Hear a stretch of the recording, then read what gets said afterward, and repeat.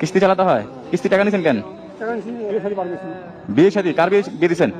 ও মেয়ের বিয়ে দিচ্ছেন কিস্তি টাকা নিয়ে। কত টাকা? 3 লক্ষ টাকা। মেয়ের বিয়ে দিতে 3 লাখ টাকা লাগে? হ্যাঁ, 2 মেয়েকে একসাথে বিয়ে দিচ্ছেন? একসাথে যৌতুক দিচ্ছেন নাকি? ও যৌতুক দিতে হয়েছে, কিস্তিতে টাকা উঠায় যৌতুক দিতে হয়েছে। একজন রিক্সা চালক বাবার যৌতুকটা নিচে কে? তাদের কলিজা কাঁপে নাই? ছেলে শিক্ষিত, আপনার মেয়ে বিয়ে পাস, মেয়েকে পড়াশোনা করাইছেন, বিয়ে পাস করাইছেন, তারপরে যৌতুক দিয়ে বিয়ে দিতে হয়েছে। Wake up to reality.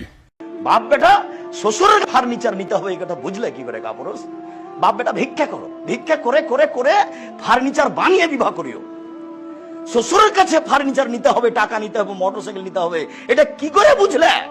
25 বছর যাবতে মেয়েটাকে রিস্ক নিয়ে লোকটা লেখাপড়া শিখিয়েছে।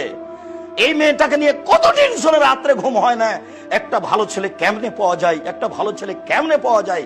25-30 বছর মেয়ের বয়স, দিন কাটে না, রাত কাটে না। এরপরে তোমার হাতে তুলে দিয়েছে একটু ভালো থাকবে বলে।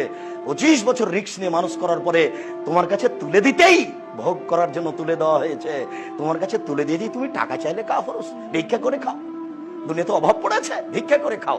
যদি গ্রামে না দেয় তাহলে ট্রেন স্টেশনে চলে যাও।